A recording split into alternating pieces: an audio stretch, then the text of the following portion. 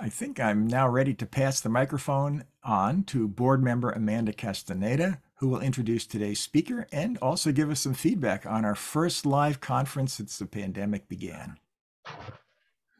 Hello. Yeah, thank you, Peter. I really appreciate you introducing me. So my name is Amanda, as Peter mentioned, and I'm one of your ARARA board members. And I have the pleasure of introducing our speaker this evening. But before I do that, I am going to give a little bit of a brief update on our conference that we had just a month ago. It seems like forever ago, but it was just a month ago. So we gathered in Tucson, Arizona, and I think we had a really wonderful conference. I wish I had the numbers of how many registrants we ended up having. Troy might be able to give us that at the end, but we had a really good turnout, which was great. It being our first in-person event back after, not after the pandemic, but you know what I mean. We had 31 presentations and we had 2 distinguished speakers. Dr. Pali Shafsma was our plenary speaker and Dr. Julio Amador Beck was our banquet speaker. And I guess really the last thing I'd like to say is just thank you to all of the field trip leaders, the dozens of field trip leaders who helped take our members on really great adventures both Friday and Monday of the conference. And I know we talked about it a little bit in the coffee hour, but we hope that y'all will join us next year in Farmington for our 50th anniversary of the conference. We hope to have some special programs and events kind of commemorating the last 50 years, but also celebrating the start of the next 50 years. So it's going to be a really good time. So now to kind of transition. So just to introduce our speaker tonight, John McHugh, a Utah archaeologist, possesses expertise in Native American rock art, astroastronomy, and has reading knowledge of several ancient Near Eastern languages. He's a really smart cookie. He presently serves as a field archaeologist and chairperson of education for the Utah Rock Art Research Association and is the lead archaeologist for the Utah Cultural Astronomy Project. He possesses a Utah teaching license and leads youth groups to steward, document, and protect Native American rock art sites. And his Shovel Bums Archaeology Club won the 2020 Aurora Education Award for their role in documenting 57 panels at the Smith Archaeological Preserve near Salt Lake City. His book, The Celestial Code of Scripture, the Astral Cipher Underlying the Miracle Stories of the Bible and Quran, was released in 2021. So tonight's presentation is titled Solar, hopefully I say this correctly, Solar Hierophanies in the Utah Desert. And this presentation highlights how the prehistoric Fremont people of Utah utilized sunlight shadow effects on a pictograph to signal the summer solstice and mark the sun god's crucial turning point on a petroglyph at the winter solstice. This presentation is based on the 2021 Archaeoastronomy and Ancient Technologies article, a prehistoric Native American pictograph that signals the summer solstice, which was in one of our volumes, volume 47. No, I'm sorry, in the ERA volume 47 article, using Pueblo and ethnography to explain the function and meaning of a solar lunar petroglyph at Fremont Indian State Park. So you can find that article, that last one, in our volume 47. And so with that, I would like to hand it over to John McHugh. I hope everyone enjoys the show, and John, take it away. Thank you so much for that very kind introduction, Amanda. That was very kind of you. I'm a permanent Utah archaeologist, but I'm also a middle school teacher at a Catholic school right outside of Salt Lake City. And I have an archaeology club called the Shovel Bums, which is a middle school archaeology club.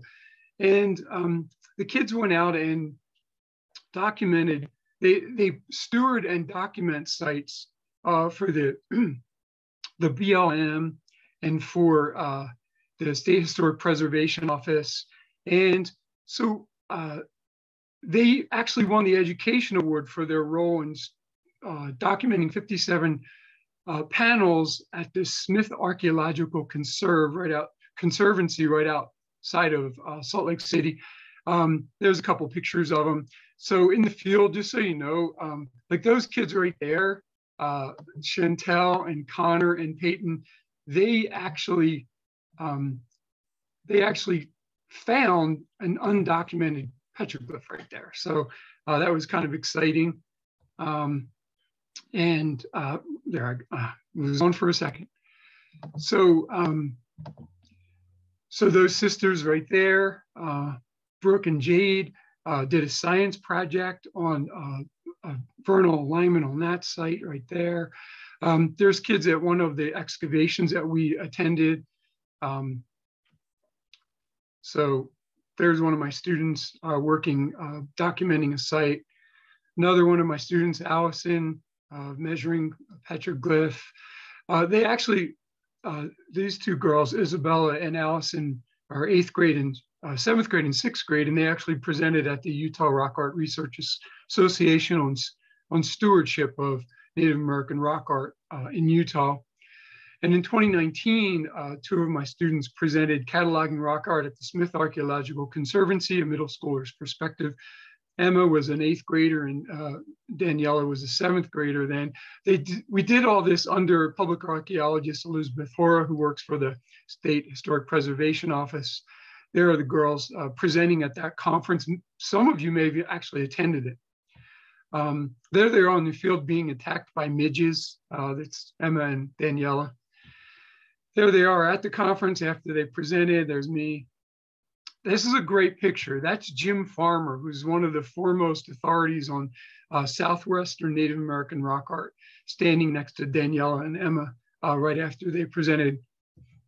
Other students presented science projects, have done science projects. This student Cyrano won 2nd place at the private school science project here in Salt Lake City on his studies on whether or not the atlatl helped cause the extinction of the mammoth. There's Helena, she's our new spokesperson of the archaeology club, and she's throwing an atlatl right there. The kids are grinding corn there at one of our meetings. Here we're making split twig figurines, which are basically 4,000-year-old hunting magic figurines found in the Grand Canyon area, excuse me. Alanwi, the girl in the middle, found out that this was a lot harder to do than she thought it was going to be. And there's Lucas, who completed a split twig figurine. I did one, it looked more like a desert tortoise. So it wasn't a whole lot of, I don't know how much hunting magic you need to kill a tortoise, but anyway, there they are in the field. So I just wanted to acknowledge them. They would have had far more fanfare had COVID not hit. So they were under lockdown when they won this award. So it went kind of silently under the radar. And I want to acknowledge their wonderful work in stewarding and documenting and investigating and researching Native American rock art in Utah. But that's not what we're here to talk about. That's what we're here to talk about. So let me try one more time to see if I can get my video to work. So yeah, the presentation's called Solar Hierophanies in the Utah Desert. And instead of seeing a whole smorgasbord of different kinds of rock art, we're going to zero in on just 2 sites. So one of the weird things about me is I end up going in the field and going to the same site 50 times to see if it has a calendrical significance. I have expertise in archaeoastronomy, which, I don't know what that means. Just you know something about astronomy and you're looking for solar and lunar alignments or celestial alignments in the rock art. So hierophany is kind of an interesting word. It's a term that means a manifestation of the sacred or a manifestation of the divine right before your eyes. And at these 2 sites that we're going to be talking about, I really think that's the best term for it. The numinous, the godly, makes itself present at these 2 sites. And I just want to add to that, again, if I offend anybody, let me just start by apologizing. But if you were raised in any kind of religious tradition, when you look at rock art, I feel it's a benefit to actually shift into that mindset where you're thinking from a very emotional perspective rather than a logical scientific perspective. You may find that some of the rock art actually resonates more with you. Having said that, let me just move on. So this is my thrill in rock art. So when you're viewing, prehistoric Native American rock art, there are rare moments when the prehistoric artist's intent is realized and the modern observer is literally retrojected through the centuries into the ancient mind. that constructed the motif that you're looking at. Glimmers of the image's original meaning resonating in our own cognition. I think with these two sites, we can actually get into the ancient mind, and I hope I can do that for you during this presentation. So that's it right there. Right outside of Vernal, Utah, right near Dinosaur National Monument in the upper northeastern corner of Utah, there's a place called this Steinecker Gap. And there's this, it's about 3 feet tall, this red pictograph. This is one of the few times where you get an unequivocal solstice site. Most of the times I go out to see places and they say, we think it's a solstice site. You go out and you look and it's always equivocal. This one's not, and you'll see why in a few moments. So some backstory on it. It's labeled classic vernal style. It would date between 900 and 1100 AD. The Anglo people that have been living in vernal have known it was a summer solstice marker since the 1980s, and probably earlier because there are ranchers that knew about it before people were talking about it in the 1980s. It's, if you haven't seen it, it's depicted in Sally Cole's Legacy on Stone, the 2009 edition. It's on page 265, figure 111K. And I was introduced to it by BLM archaeologist David Christensen, who said, hey, we think this is a summer solstice site. Ironically, there was very little archaeoastronomical analysis on this pictograph. So we thought we would just try to really see if it's a, summer solstice marker. So that's where it is. We call it the oar-headed anthropomorph for obvious reasons. The head of the headdress looks like oars or paddles. Sometimes you'll hear the term paddle-headed anthropomorph. And it's in what's known as the territory of the Fremont people. I'll get into that in a minute. It was published prehistoric Native American pictograph that signals summer solstice and archaeoastronomy and ancient technologies. If you want to see the video, it's down there at the bottom in yellow. John Lundvall is my research partner, and we did this research with ARARA, and one of their members, Tom Howells, who lives in Vernal, and did a phenomenal job photographing this site. We were just taking turns photographing each morning to get a circumscribed number of dates that showed that this thing really did mark the summer solstice. The video is down there at the bottom, John Lundvall's video. It's time-lapse. It's about 3 minutes long, really worth going and seeing. I'm going to show it to you in time-lapse here. But so ancestral Fremont people, who are they? Again, I'm not trying to be patronizing. I'm just going to make the assumption that many people don't know who the Fremont are. So the Fremont people, you've probably heard of the Anasazi, who are the ancestral Puebloan people who eventually migrated to the Pueblos and now inhabit the eastern Pueblos along the Rio Grande River and the western Pueblos, at Hopi, right? So, but there's also ancestral Puebloans living north of the Colorado. We refer to them in Utah as the Fremont people or the Fremont culture or the Fremont complex. The mitochondrial DNA shows that they share the same maternal lineage as the people that now occupy Jemez Pueblo in New Mexico along the Rio Grande River. Hopi elders and cultural resource manager Lee Jenkins underscores the Hopi connection to the Fremont. He writes that because we feel strongly from the Hopi side that the Anasazi, as well as other Pueblo and classified cultures like the Fremont farther north, are in fact ancestral Puebloan people. So I'm just summarizing a great body of scholarly work that says, yes, when you're talking about the Fremont people, you're talking about a culture, some of whom eventually migrated down and are actually living at Jemez Pueblo, this is how it appeared in 1915. I just want to put faces on the rock art. Here's a Hopi farmer from 1902. You can see his fields in the background. The calendrical stuff that we're going to be looking at would have been crucial to planting at the correct time and doing the correct ceremonies so that rainmaking could occur, and the rain could feed the crops and allow them to mature. Again, putting it on the map, there's the Fremont people in central and northern Utah. The oar-headed anthropomorph we're talking about is right there, right. I think it's 3 miles outside of Vernal. The Anasazi, as you can see, are further south. Just again, to emphasize that the Fremont and the Anasazi, some of them eventually migrated southward from places like Mesa Verde, as you see here, from Chaco Canyon, as you can see here. And the Chaco Canyon again here is a Grand Kiva, Chaco Canyon. And eventually moved down along to the eastern pueblos that you see there along the New Mexico, along the Rio Grande River. I have a little orange arrow to Jemez Pueblo. Of course, there's the 13 Pueblo villages and Hopi Mesas. There's Zuni Pueblo there in western New Mexico and Acoma Laguna. Anyway, of course, the most famous one is Taos Pueblo, the most northernmost of the eastern Pueblos along the Rio Grande River. There it is as it appeared. I think this is when my wife and I went there in like 2010.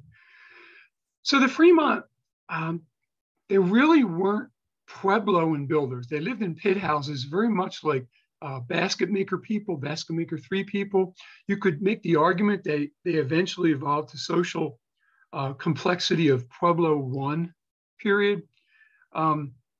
So they're living in pit houses and building certainly ceremonial structures, some of them being roofed. This one's here at Five Finger Ridge, which is south central Utah.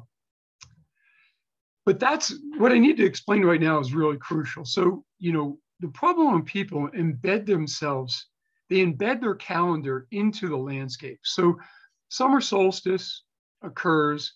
It lasts for 4 days. The sun stands at the same spot for about 4 days. Then it begins to move southward till it reaches the equinox, which is shown there on the horizon. And then it keeps moving southward to the winter solstice, and it appears to rise at the same spot for about 4 days. Then it moves northward again. This is the Puebloan calendar.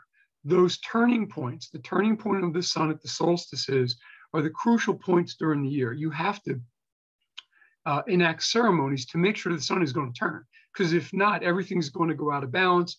There's going to be too much heat and the crops will dry up and die, or there's going to be too much cold and the crops will never grow.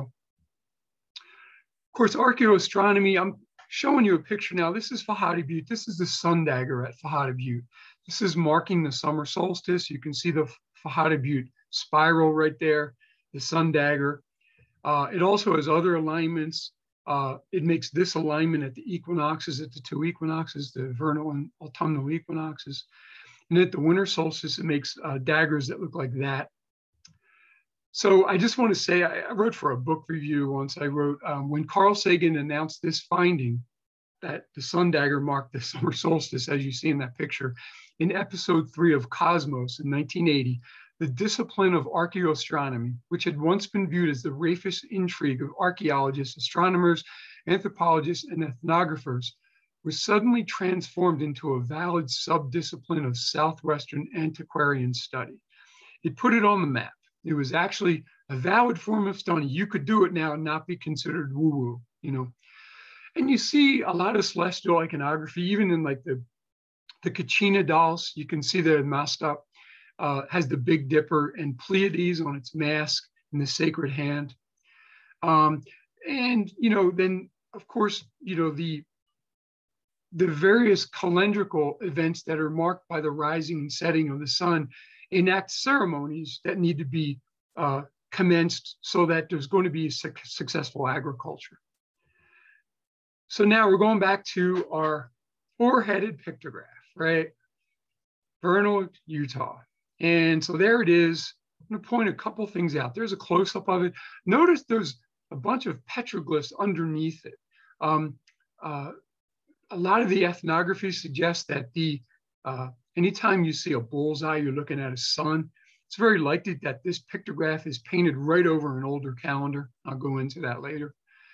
What I want to point out about this pictograph, first, notice the bizarre headdress. I still haven't found anyone that can identify exactly that headdress. If you do, please contact me. You'll see my email in one of these slides. Notice the bent staff. They're usually straight, but this one is bent as if to convey a motion. There's a dance going on, right? And then I'll show you one more. And then notice the feet are on an angle. They're not straight. There may be a reason for that. And then notice that there's these little rectangles way to the left of the screen. That's contemporaneous with the painting. It seems to be part of it. It may be marking the notch that actually creates the hierophany. So this is what it looks like. It says the summer solstice, 6:08 a.m., 6:10, 6:12, 6:14, 6:16, 6:18, 6:20. 6:21 is the magic moment. The headdress is filled for about a minute, maybe 2 minutes.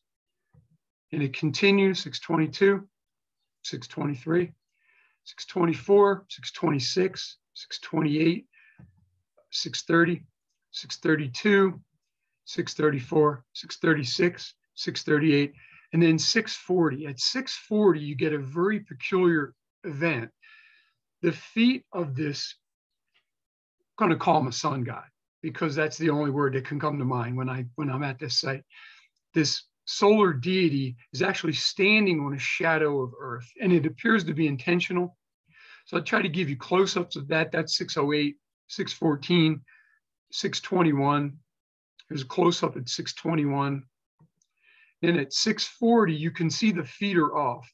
They're intentionally aligned with the shadow line so that the figure appears to be standing on the shadow of the Earth, as if triumphantly standing on the Earth. You know, I've made my appearance as the solar deity at the summer solstice. So there's the timestamp, says it all. Summer solstice. We filmed it 2 years in a row. And, you know, we're always trying to falsify our data. So what you see there is, so let me just, I'm just changing my. So what you see there is the closest the headdress was filled at June 5th, then on June 11th. June 16th, it's really close, but there's a smidgen of shadow. The effect really occurs on the 17th. So the solstice is basically June 20th, 21st, 22nd, 23rd. Sometimes it's 21st through 24th. It's a 4-day event. So you're talking about a 7 or 8 day window where this headdress is filled, and the solstice is only 4 days. So this is impressive. So there it is again. So there it is. It fills the headdress at the solstice. Woohoo, right? So here's how it's made. You get a rock cleft. There's a little 30-centimeter cut in the rock that the summer solstice sunlight shines through, and it shines on the pictograph there. It's a narrow north-south facing draw. It's only about 50 feet wide. It's only about 30 feet tall.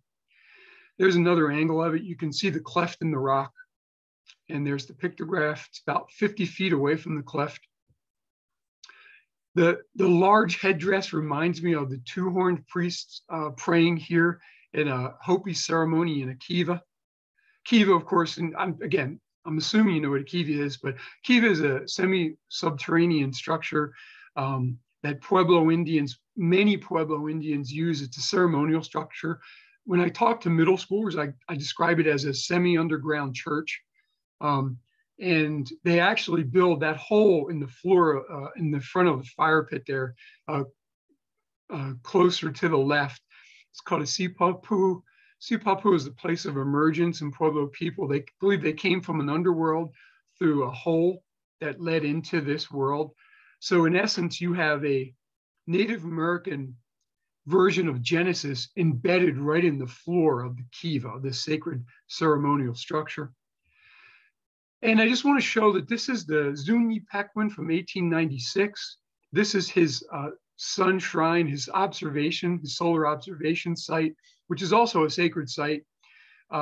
where he made his observations to identify the equinoxes in 1896. Just want you to know that someone like this person would have made those observations at the Steinecker solstice site, and probably even painted that pictograph. Notice the face of the sun is actually in the shrine.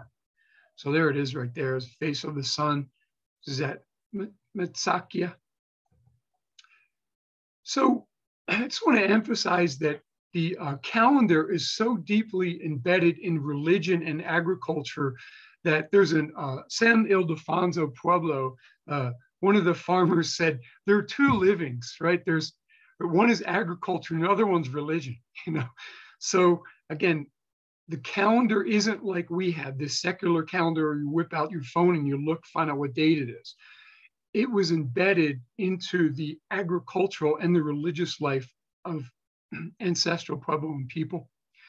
So every Pueblo had its own sun priest or a group of sun priests that made solar observations actually on the eastern horizon or at sunset on the western horizon to identify what time of the year it was and what rituals need to be enacted to assure that the agricultural growth that the community depended on would actually occur, and there would be fecundity throughout the community. So Alexander Stephen, he lived with the Pueblo, he lived with the Hopi actually, right around 1890, lived there for about 3 or 4 years, if I remember correctly, spoke Hopi, was, initiated, was accepted as part of the tribe. So when he learned about the sacred directions that were laid out on Kiva altars, what he noticed is that the sacred directions aren't like north, south, east, west, like an Anglo would think. They're aligned with the solstice, sunrise, and sunset points, and solstice, sunset points. So you have northeast, southeast, southwest, northwest as the sacred points. And this is from the Goat Kiva. This is one of the altars that is laid out. And you can see northeast, northwest, southeast, southwest.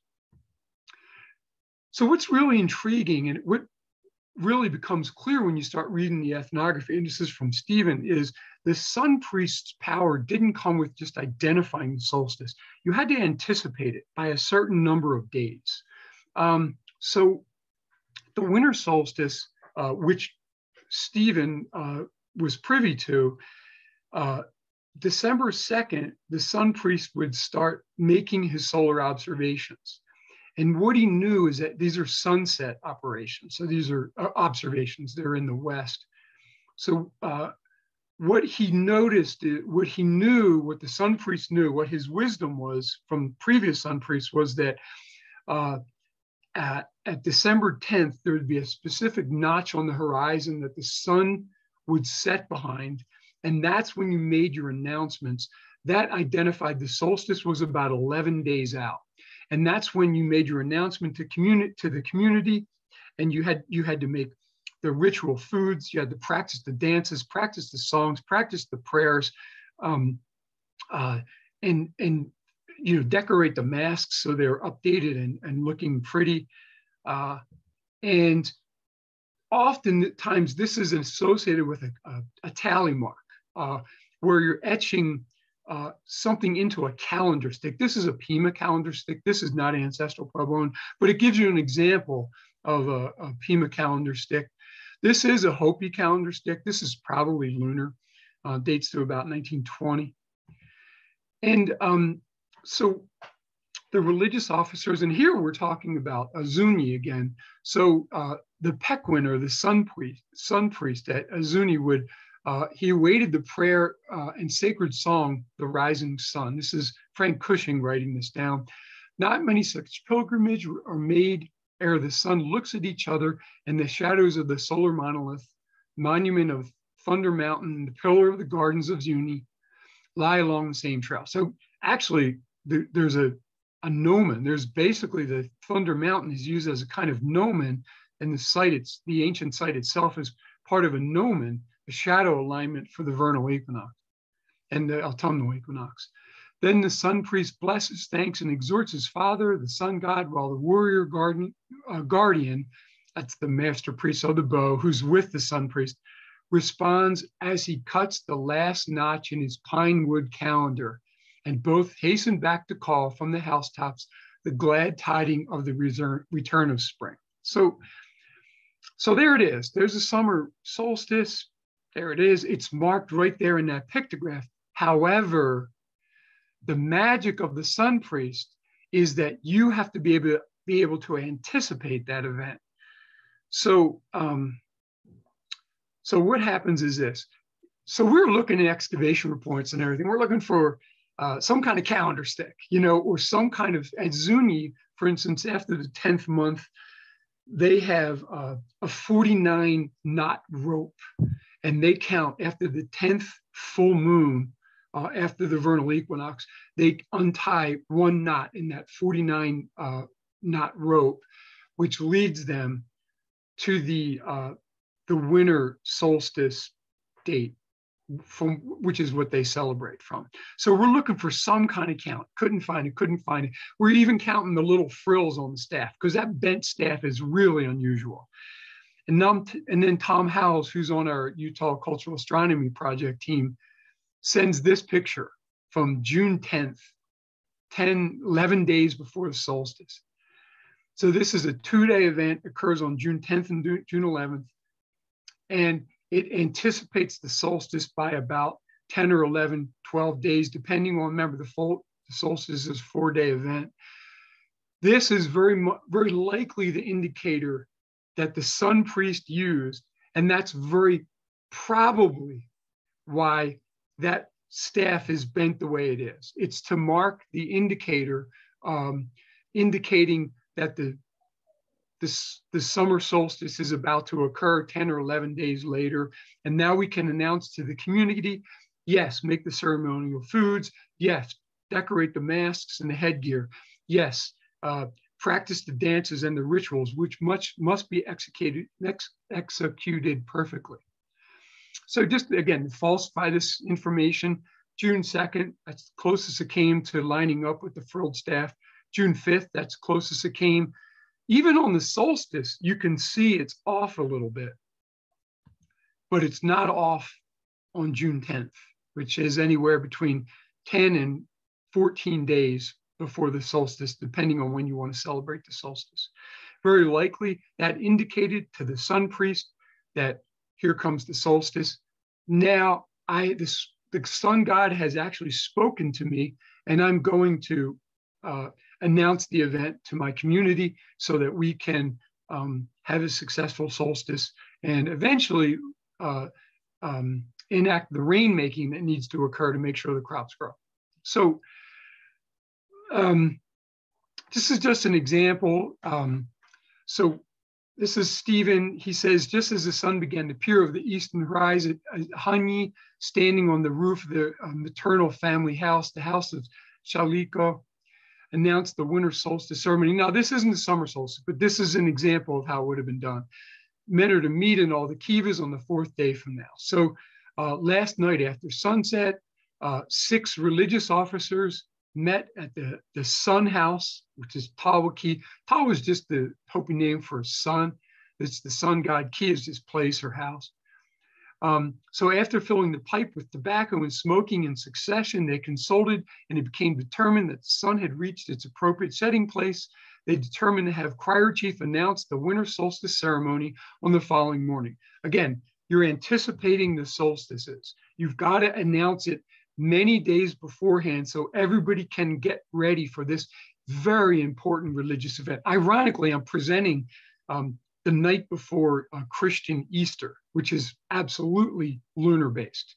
And that's embedded in the calendar, so we can talk about that another time.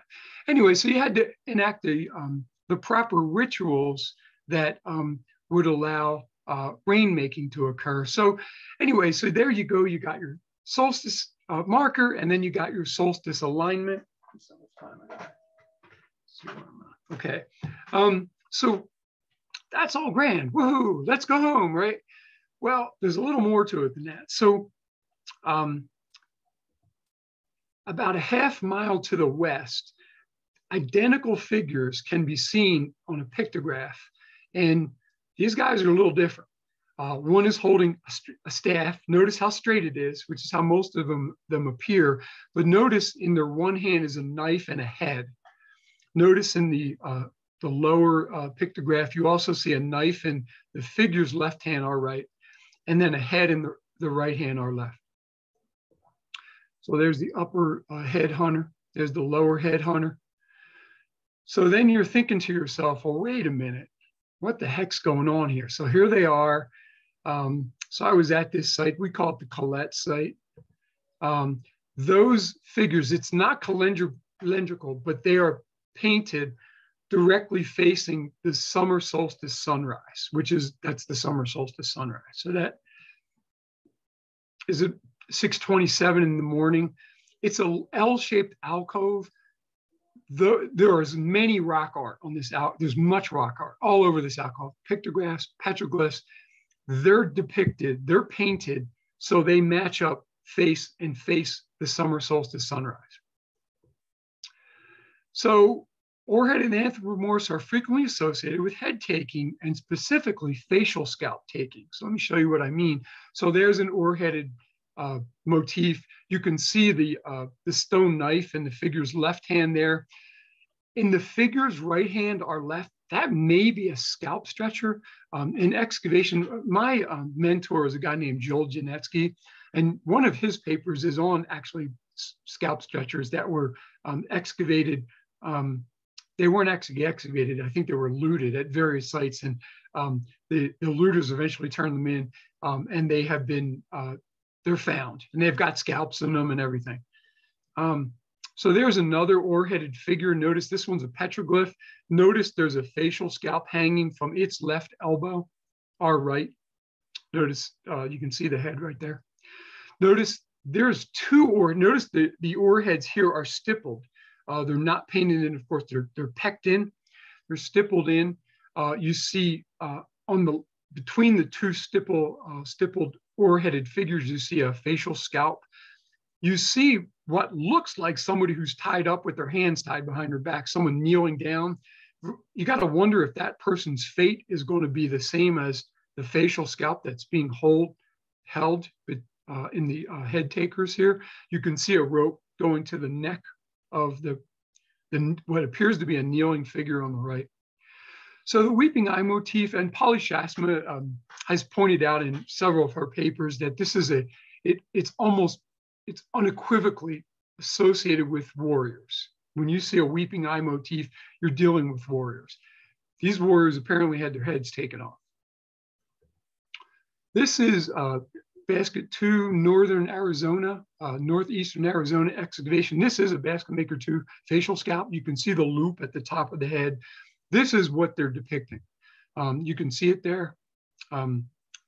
This is from a 1919 excavation. It's Guernsey's excavation, if I remember. By the way, all this is cited in the paper. I didn't put it in the footnotes in the presentation, but you can check it out. At Grand Gulch, in southeastern Utah, this is Green Mask Spring. This is probably Basket Maker 2. The dates are right there. It's probably between 500 BC, 500 AD, probably closer to time of Christ. You can see a loop at the top of the facial scalp right there. You also see it at Sand Island in southern Utah. You can see facial scalps. I drew little arrows to them. You can even see the loops at the top of the scalp. Again, facial scalp. So the Steinecker Gap in near Vernal in northeastern Utah. So here's what we know about it. It's a corn-dependent agricultural community. It emerges full-blown agriculture right in the middle of the 3rd century AD. It's along with that excavation, they actually found some irrigation ditches. So you also have irrigation associated with the incipient agriculture. Not even incipient. It's like full blown. It comes out of nowhere. It's many people have written papers on this. So I'm thinking.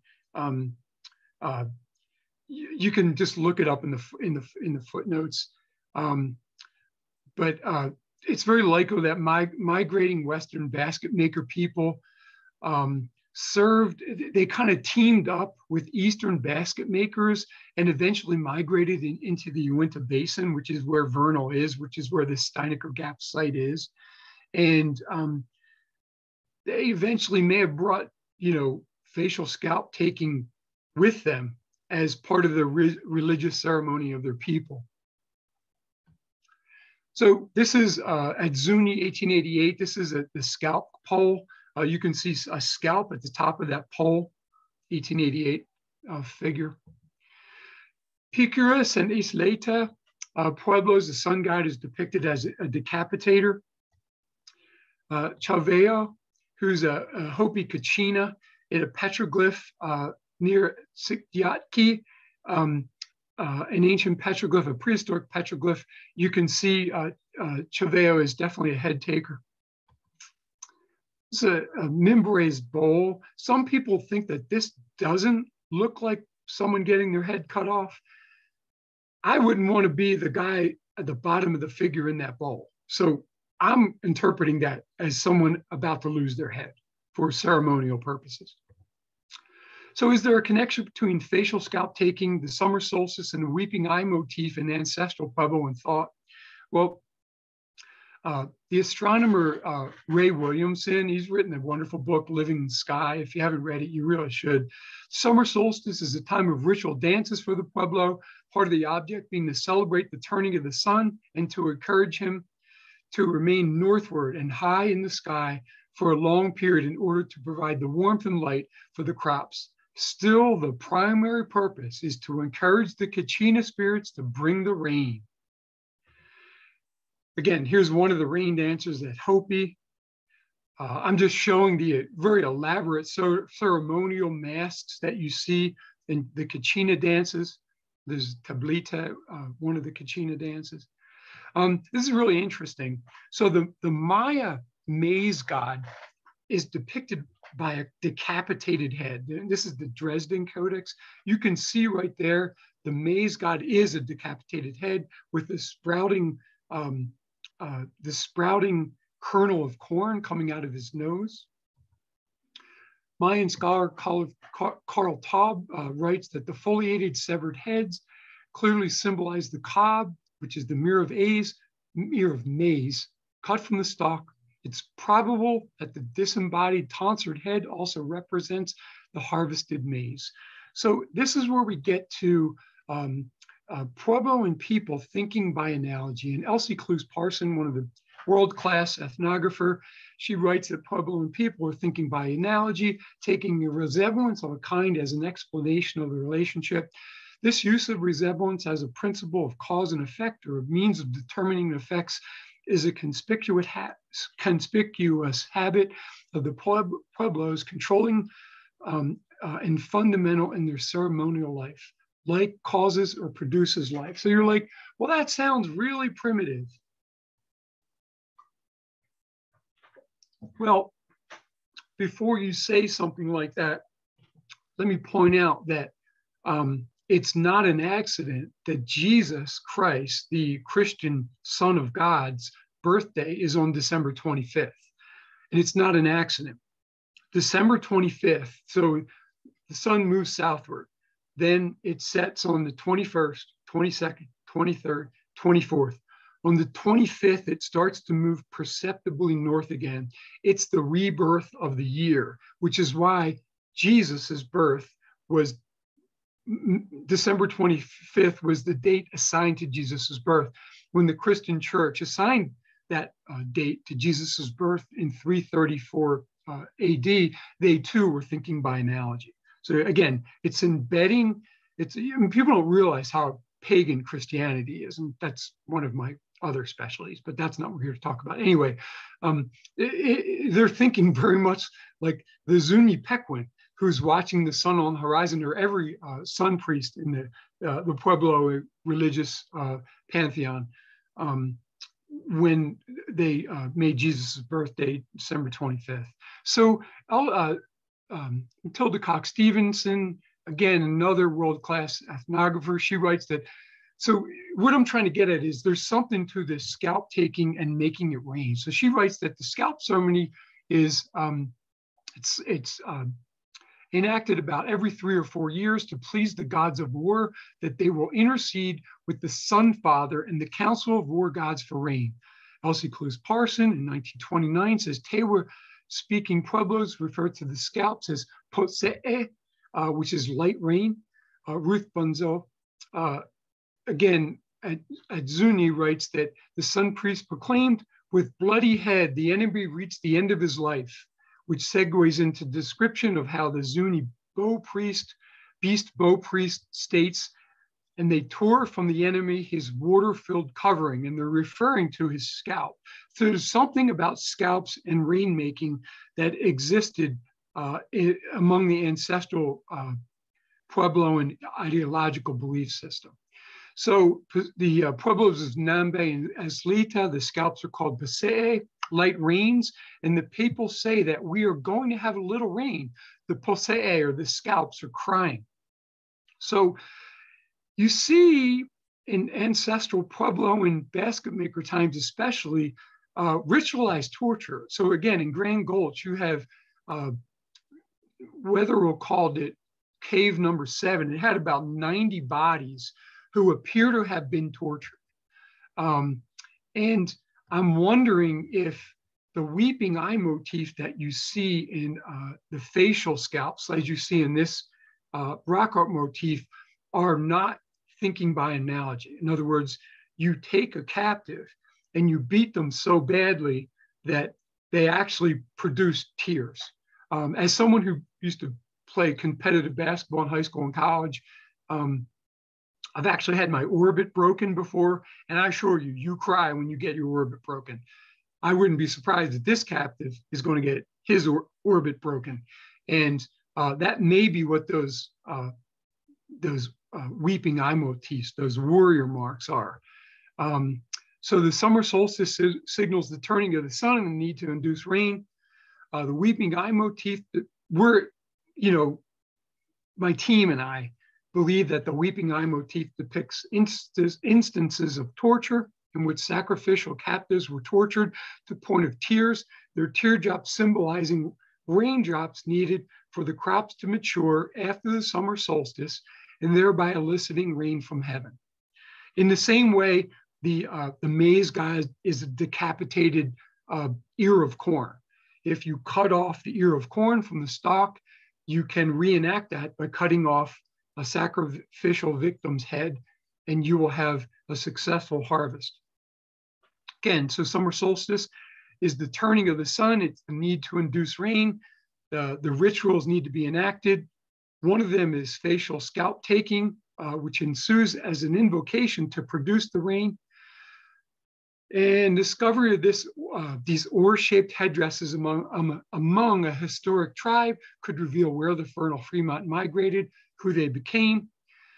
So just so you know, it's interesting that the Jemez Pueblo people in New Mexico, who are definitely are connected to the Fremont people.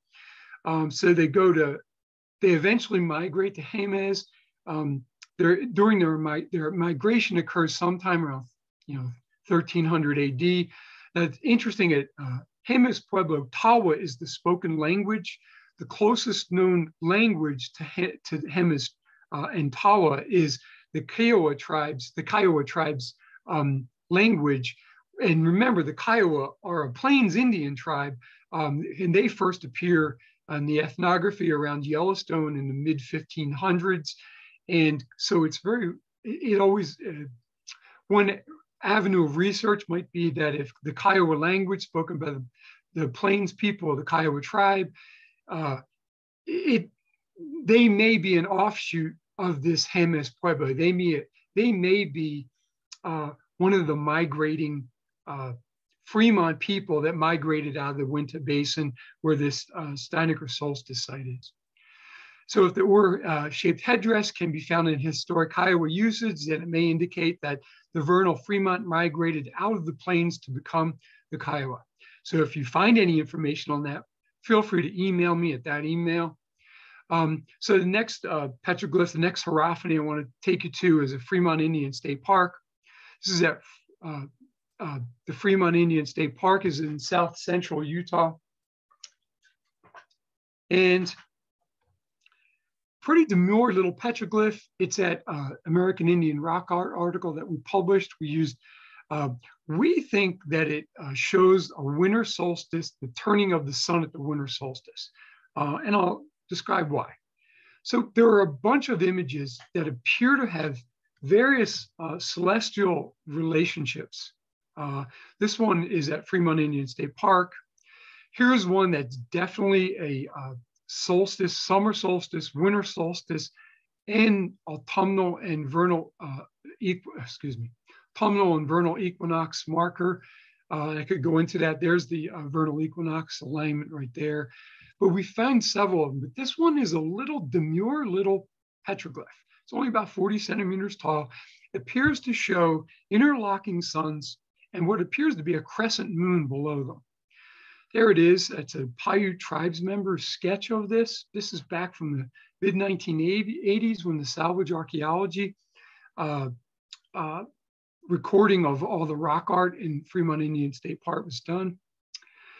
So it's Great Basin abstract style. It's associated with the late Fremont occupation at Five Finger Ridge in Fremont Indian State Park.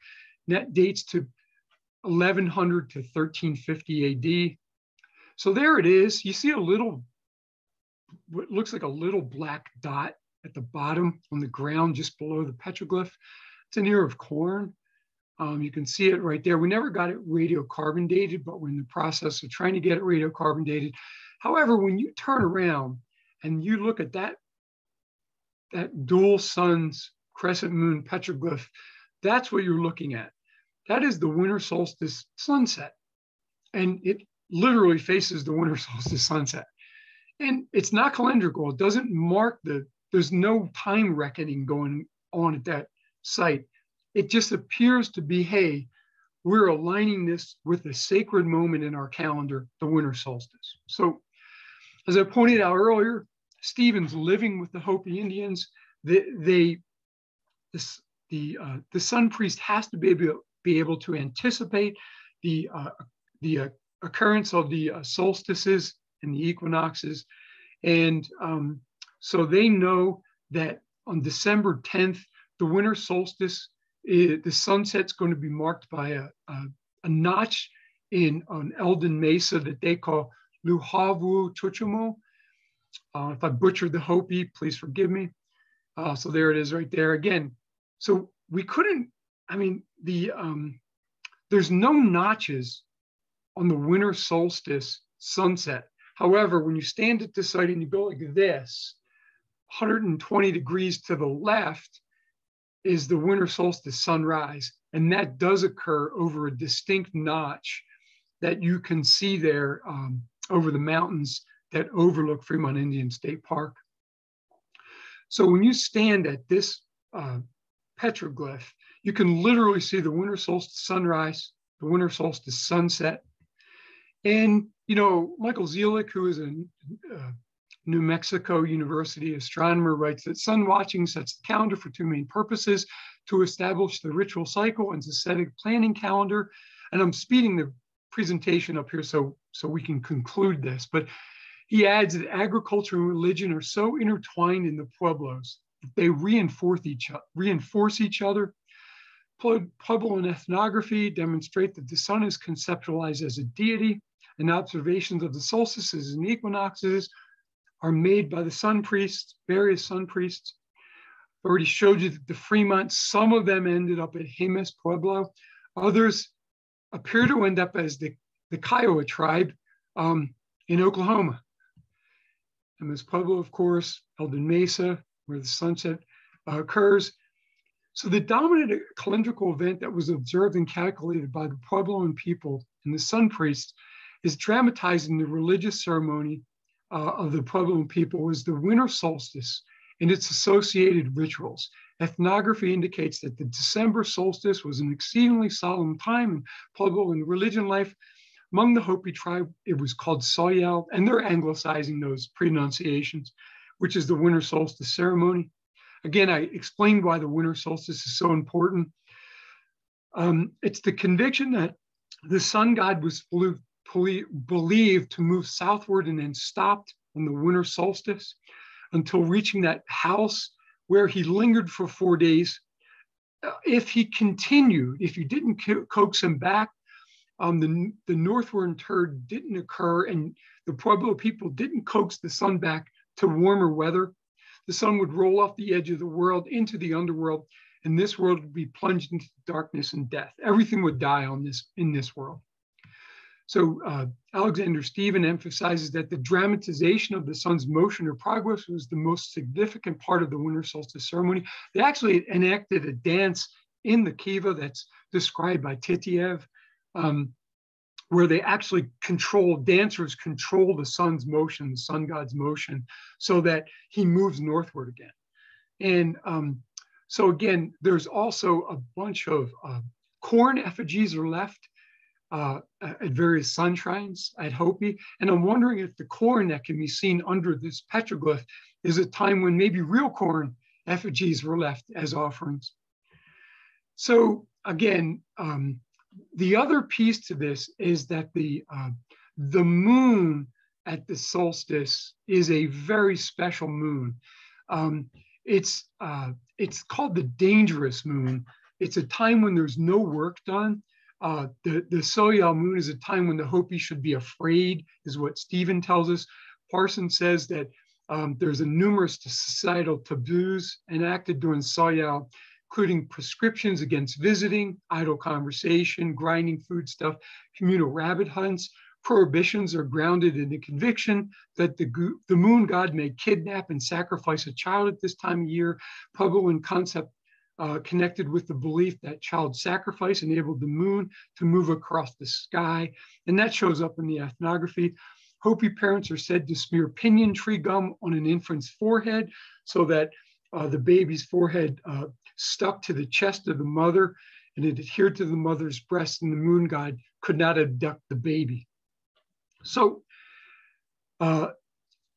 Florence Hawley Ellis writes that Kamoyo, again, that's an anglicized version of this month. It's known as the sacred but dangerous moon because it includes the 5 days of imminent disaster from witchcraft falling through the now fragile covering of the earth and other frightening possibilities. Ellis argues that the Puebloan concept of a winter solstice dangerous moon was borrowed from the prehistoric Mexico's vague year. It's the 5 days after the 360 days in the calendar that are still there before you get the turn of the sun. And that's when really bad witchcraft could occur. So our interpretation of this is that what this petroglyph shows is the winter solstice stopping at its southern house at, they would call it Tawaki, sun house, right? And that it turning and going northward again, the turning of the sun and its movement northward. And that crescent moon is the dangerous moon, the moon that the Puebloan people had to care about and be afraid of and enact rituals, practice taboos so that no kidnapping the moon god couldn't kidnap a child and basically take them and eat them as part of sacrifice. So that's our interpretation of what this petroglyph is showing. There it is right there. That anthill to the central part of your screen, there's like an anthill to the right of the two. That's what's left of Five-Fingered Ridge. It's about between 1/4 mile and 1/2 mile from the Five-Fingered Ridge archaeological site. And if you don't believe there was profound lunar observation going on, I'm going to dispel that right now. When we first found this, it was in the museum at Fremont Indian State Park. And we had just about, John Lundvall, my research partner, and I just about fell over when we saw this. We're looking at it, I'm like, no, John, we're not even going to try to get this published. Because if you know anything about astronomy, you already know what those etchings are and what the circles are and all that. So just so you're aware, like there's a wonderful archaeologist named Carol Pattison. Everything she does, read everything she does, because her interpretation of petroglyphs are remarkable. Anyway, she's shown that Puebloan movement in rock art often goes right to left. This is a Puebloan. Five Finger Ridge is definitely a Puebloan site. It's definitely Puebloan. This little pendant is probably a lunar pendant. It's only a little bigger than $0.50, about 4 centimeters across. You can see what looks like a waxing crescent moon, a circle which would represent a full moon, and then a waning crescent, which is their synecdoches for how the Pueblo people identified lunar months. And you see 13 circles. So about half of the Pueblo Indians reckon 13 moons rather than our 12 moons, because the lunar month is about 11 days shorter than the solar year. The lunar year is 11 days shorter than the solar year. So you get 11 days of a 13th lunation. And it's very likely that that's what's being shown in this pendant. And then the 19 is astonishing, because that's probably marking what's called the major lunar standstill. The major lunar standstill is if you watch the rising of the moon at a certain point, at its farthest, maybe northern point, at its movement and its return to that farthest northern point or southernmost point, you'll find that that process takes 18.61 years. It's a 19 solar years to make that happen. And that's why 19 shows up so many times. Whenever it does, it's marking the major lunar standstill. So to put it in perspective for you, I marked that little white circle right outside the summer solstice and winter solstice is where the major lunar standstill occurs every 19 solar years. The sun will rise and set 5 degrees north and 5 degrees south of the sun god at the solstices. And I hope you enjoyed that presentation. I thank you so much for letting me present. I hope I didn't go too far over time. And I will stop sharing my screen as soon as I can find it. I hope that wasn't too pedantic, and I hope everyone enjoyed that. And let me just get my stop screen share. Okay. Whew. I hope I wasn't too boring or pedantic. I tried not to be. Hey, John, that was really fascinating. And to everybody out there, this is a chance if you'd like to make some comments or ask some questions, please use the chat to do so. So let's see if we've got anything here. I think you just kept people dumbfounded. I haven't seen any comments come in. But well, one of the comments just said, I just heard Carol Patterson's talk about the Kachina panel at Bears Ears, and she's just a phenomenal scholar. You should really listen to and read all of the papers she's published. She's just a real, a great source of information. So I recommend watching and listening to everything she does.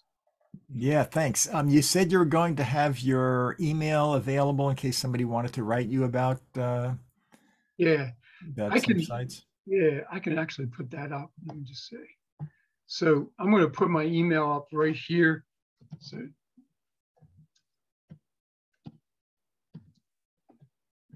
and I'm just tapping it in. It's all lowercase.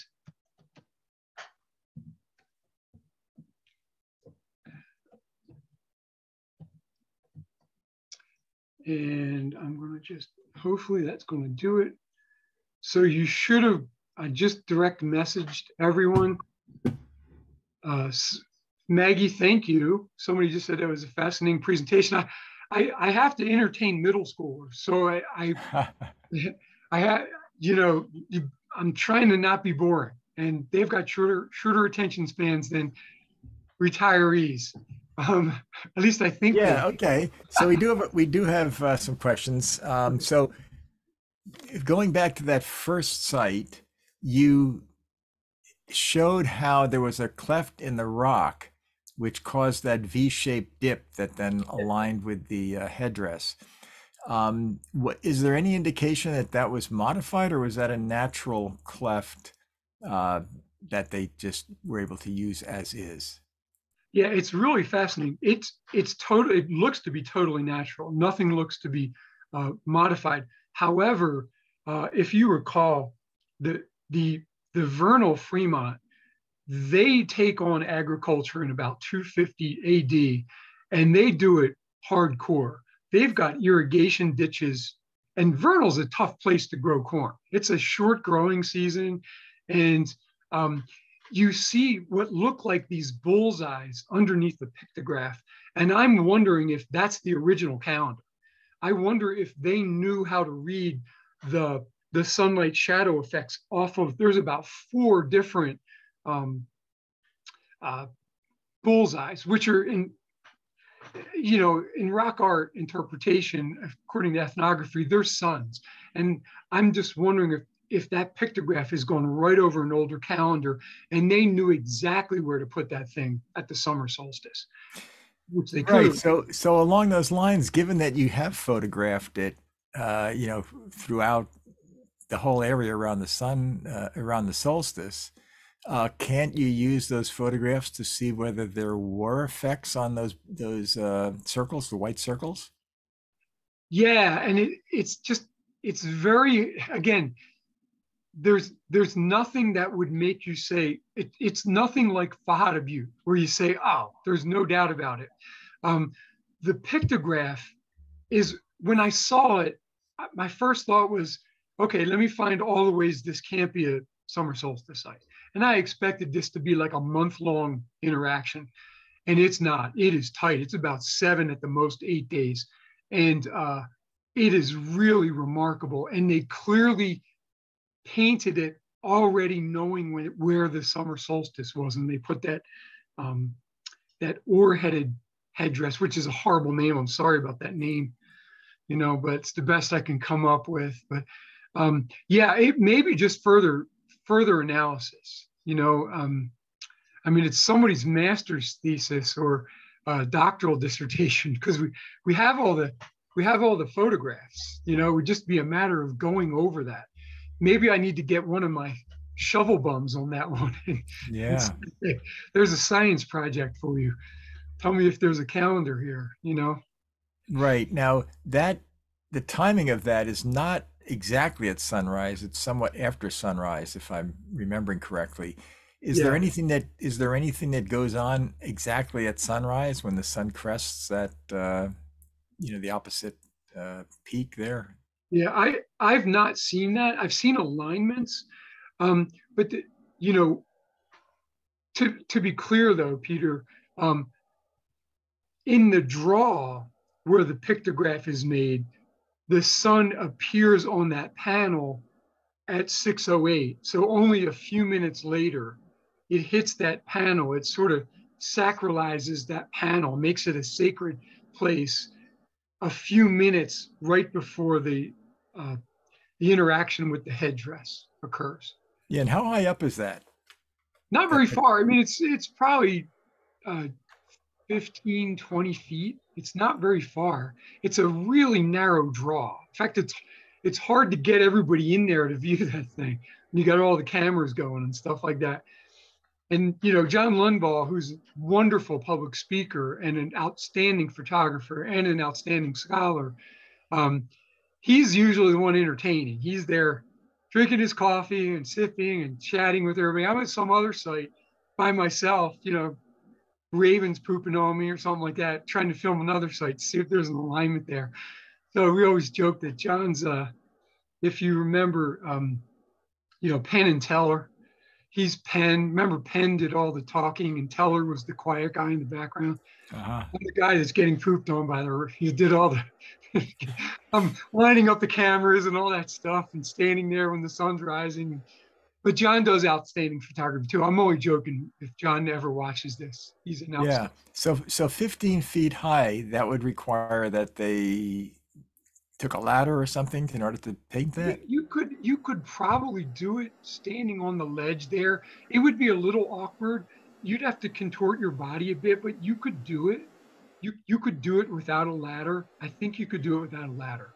Okay, but it would take some effort. So It that would be effort. again, the positioning of they made an effort to get it positioned there as well. Yeah, and there's the great David Susek, who is just a master of the Barrier Canyon style. He thinks archaeoastronomy is a bunch of hogwash because I always joke with him, we're friends, but I falsify stuff for him so that I'm like, David, if this is happenstance, then we all need to go to Vegas because my luck is on. Like, we're all going to win. You know what I mean? Because it would be so lucky to have that alignment occur at the solstice for it to be, happenstance. Yeah. Have you explored the metaphors? Now, the metaphors that you talked about, are they hypotheses, or are there remnants of those metaphors that continue to exist, or have been historically recorded? Yeah, so the idea of in ethnography, the idea of scalp taking as a form of rainmaking, the every Pueblo community has a scalp fraternity or a scalp society, and they have ritually taken scalps. I don't mean in warfare like major wars. It's a ritual thing. You take one or a few enemy and you take their scalps, and they're considered rainmaking relics. And I tried to cite some of the ethnography there. What's really clear though is that the vernal Fremont have basket maker origins, and the basket maker are unequivocally taking scalps, and they're using these facial scalps probably for ceremonial reasons. I did show the Green Mask site at Grand Gulch in southern Utah. I showed that Sand Island site. Carol Patterson has a fantastic, in fact, she might be at that site doing a presentation on it. She doesn't go into the masks as much. I'm specifically trying to give you calendrical information for why people might take scalps. It's it may sound peculiar to Anglo minds, but for whatever reason, probably connected to the Mesoamerican idea that if you the maize god is a decapitated head, and when you cut the head off of a stalk, when you cut an ear off of the stalk, you are solidifying the community's fecundity and the idea that what you're doing by cutting off the head of a sacrificial victim is going to occur in the fields. It's thinking by analogy. And so we think, human beings think by analogy all the time, so I hate when people refer to it as, oh, that's just so pagan, and, you talk about, if the right person says a prayer over a piece of bread and a little chalice of wine and then hands it to me and I eat it and drink it, I think it's the body and blood of the Son of God. That's insane. That's ridiculous. But that's thinking by analogy. Bread and wine nourishes the body, but that's a Christian's example of thinking by analogy. And by the way, early Native Americans said, why do you eat your God? That's one of the questions they had for the Christians. So, which was a really good question. So anyway, I don't like the whole my religion's better than your religion stuff. It just is. And what I'm so fascinated about is that headdress is it's just so unique that if we can find that, someone can find that in a Kiowa context, then you may find out what happened to the vernal Fremont. They definitely start leaving the vernal area. Some of them went and probably became the Kiowa tribe. Remember, the Kiowa language, which is a Plains Indian tribe, they first appear around Yellowstone in the mid 16th century, at least in the ethnography. But their closest language affiliate is the Tawa language spoken at Jemez Pueblo in New Mexico. So it's very likely that there's a very close relationship there. And if we can find out, if someone can find that headdress used in Kiowa some kind of ritual amongst the Kiowa, then ta-da, you may have an argument for what happened to the classic vernal people of, the Uinta Basin, which is where Steinecker Gap is. So people are asking whether there are other sites that also show solstice markers, McHugh Ranch or Dinosaur National Park, for example. Yeah, so we're looking at that. There's definitely some. So if you get a chance, John Lundvall, look up. He just put up a video at a site called we call it the Alhambra Ferry site, but John Lundvall, Lundwall,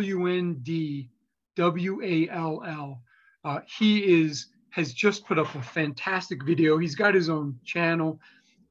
He's the founder of the Utah Cultural Astronomy Project. And we go out and look for these potential solstice and equinox sites. John's more willing to go look at something that is equivocal and try to figure it out. I figure if I'm going to spend 1.5 years of my life, I'm going to do something that's far more unequivocal. So I always pick the sites that are really pretty hard to argue with the fact that they're calendrical. By the way, that second site I showed you, the interlocking dual suns, there are many people that interpret that as an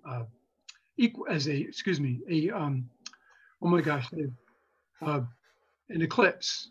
They think it's an eclipse. Problem with that is there's what is clearly a crescent moon, and there's no there's ethnography for the rituals that you've got to enact when a solstice occurs. It was an instance of foreboding. If you see an eclipse, you have to do certain rituals to make sure the community is cleansed of this daunting event. But I don't know of anywhere where it's actually shown in the rock art. And it's just very, it's like saying that one site at Fajada Butte in Chaco Canyon, or near Fajada Butte, Chaco Canyon, is the Crab Nebula of 1054 AD. The problem with that is it's got a little star, it's got a crescent moon, it's got a sacred hand, and they're solar observation sites. There's a whole bunch of them. And that's where the sun priests made their solar and lunar observations. So they're intently watching the solar sunrise and sunset and moonrise and moonset. Remember, they're deities. They're watching the movement of their gods. But the idea that they mark these unique events, one in a lifetime events, I don't know. Or I've not seen evidence of it, but I could be wrong, because there's definitely, we are going to look at that just to be certain, just so the viewers know. A Salt Lake Community College astrologer named Jonathan Barnes is doing some mathematical reconstructions and computerized reconstructions to show where the eclipse cycles would have been, probably in the 13th century when that petroglyph was carved into the rock. And we're going to see if there's somehow an eclipse alignment, because you could make the argument it looks like an eclipse. I get that. I would get, in fact, several people I've talked to, the first thing that said, "Oh, you mean the eclipse site?" And I'm like, well, it faces the lunar solstice sunset, but maybe it's an eclipse. Yeah, perhaps the crescent isn't the moon, but the near eclipse, right, of the sun. And maybe that's what it's conveying. But it's those moments when you get into the mind of the ancient artists that are really those beautiful moments, as far as I'm concerned. You feel present with the sacred in every single person that has existed before you. And there's this ubiquitous human connection between all of us. And I just love that. So I go to that Steinecker solstice site. I go there just as a pilgrimage whenever I go and look at other sites in McHugh Ranch and stuff like that. I have McHugh Ranch quite a lot. And so I always stop there, but it's a religious pilgrimage for me. So I always stop there and pay my respects. And I say a few words in Tawa, just in case, just in case Right. the deities are present, they want to say hello, Yeah. So, So you've got some other candidate sites that you're still exploring, but it's hard to it's hard to know how confident you can be in them. yeah, That's part of it. there's one site that I showed during the presentation at Fremont Indian State Park, and we've got all the film. It's a solstice equinox site. It's definitely, we were there at all the times we filmed it, and it is, the alignments occur at the solstices and equinoxes. Um, and so we're just going to be working with Elizabeth Nagengast Stevens, who's the curator um, at the Fremont Indian State Park Museum and a permanent archaeologist. Work with her to try to put together a paper and get that published. But so yeah, so Yeah. yeah, so One other question. yeah. Does the ethnography say whether each village would have had somebody watching for the solstices, or would there be somebody that would, notify everybody else? Yeah, Yeah. so it's interesting. At Zuni, there appears to be a Pequon and a couple other religious officers. At the Tewa-speaking pueblos, you have that moiety, the summer and winter moieties, where half of the year the, the summer priest is in charge of making all the solar observations, and then the winter priest is involved. At places like Hopi, and that's where we're getting this sense at Fremont Indian State Park, is at Hopi, whoever's in charge of the next religious ceremony is making the solar observations. So there may be a whole cadre of sun priests that meet up, get together and say, okay, it looks like it's right for me. Can I get some feedback? But these are sacred. They're smoking over that. They're praying over that. This is a sacred event. It's not that secular stuff that we do when we bust out our phone and say, oh, you know, it's it's the night before Easter, which by the way is the first Sunday after the first full moon after the vernal equinox, which is about as pagan as you can get. And it comes right out of Babylonian astronomical texts, which I have another specialty in. But anyway, but my point is, um, uh, our religions all embed themselves in the calendar in this very primal and pagan way. And it's quite frankly beautiful. I find it to be incredibly beautiful. So, um, yeah. So, Yeah, thanks. Yeah, so someone mentioned that Carol Patterson, who you referenced, will be doing another talk at Bears Ears. So if people want to, if they're around and want to go to that, check out the Bears Ears website, which is bearsearspartnership.org, to find out about when she'll be speaking again. And I think with that, we should probably call it a wrap. I would like to thank you again, John, for your presentation, and thanks to all the attendees for your interest as well. Again, if you'd like to learn more about ARARA, please check out our website, our Facebook pages, and we, of course, invite everybody to renew or join our membership to support the study and conservation of rock art. So until next time, good night and stay safe. thank you so much. Bye.